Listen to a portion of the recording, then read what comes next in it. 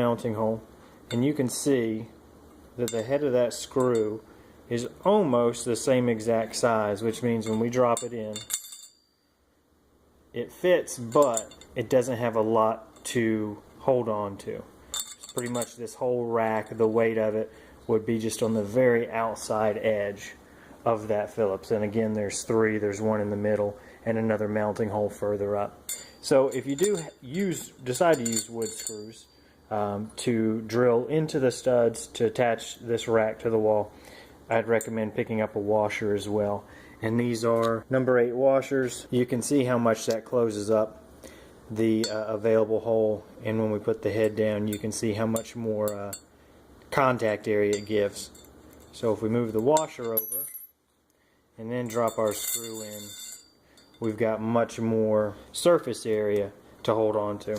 So that's one thing. Like I said, you might be able to find some bigger wood screws that are going to give a little bit better result, but that's the only 3-inch choice that I had. Everything else was under 3 inches at the store I went to.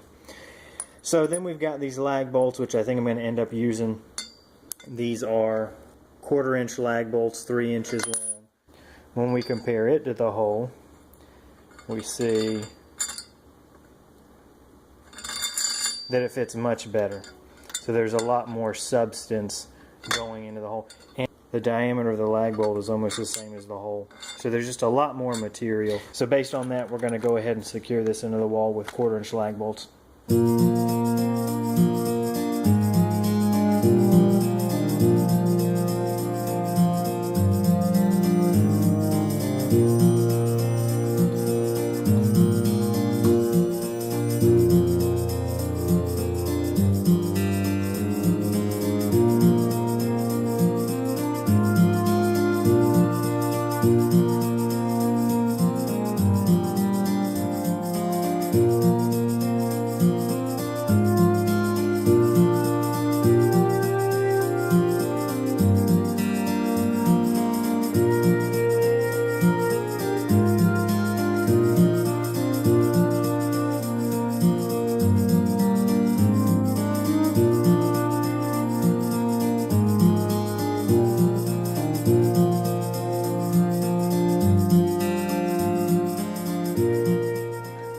The screws that these fit in, which hold these racks from moving.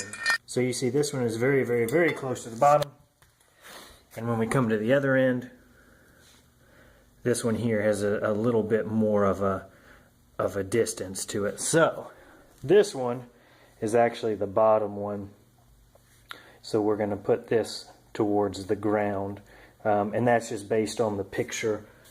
Might actually be in the instructions, but I don't recall reading it. So we are just going to drive this screw in, and then we'll be able to slide this down and repeat with the other 5. So we went ahead and screwed it in. It is now fully seated. So we slid our bar on, and I don't really know what I was expecting, but I guess this stuff just kind of wobbles free, and by virtue of gravity and the weight placed on this arm is what keeps it in place. There's nothing on the lumber racks that holds them fast to the wall brackets. Maybe when everything is drilled up against the wall, these pushing against the drywall will help give them a little stability too, but I don't know. We'll see. We're going to continue one at a time, screwing these drills into the next hole, and then sliding our next green lumber rack down, and then a screw and a lumber rack and a screw and lumber rack till this whole thing is completed. Alright, so here they all are installed. You can see the silver screws have all been placed. These green racks have all been slid on with the notched side facing down. So of course these screws will prevent those from sliding down, but I mean you can see that, you know, these are all wobbly. Once I get it up on the wall, maybe it'll be more secure.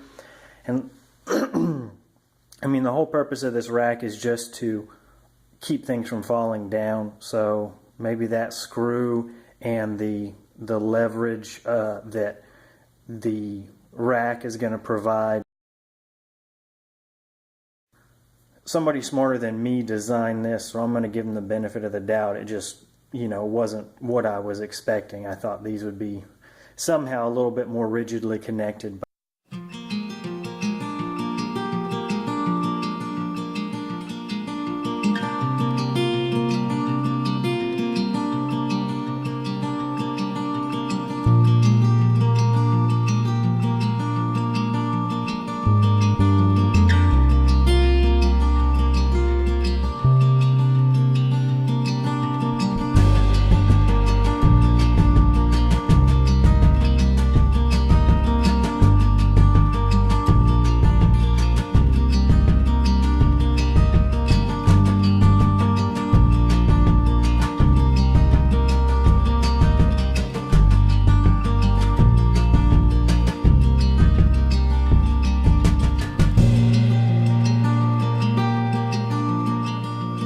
We're going to put one somewhere around here, wherever the next stud is. They recommend 4 to 6 feet, but as you can see, my boards are, you know, I'd be lucky if I had a 4-foot board in there. So we are just going to put it up wherever the next stud is.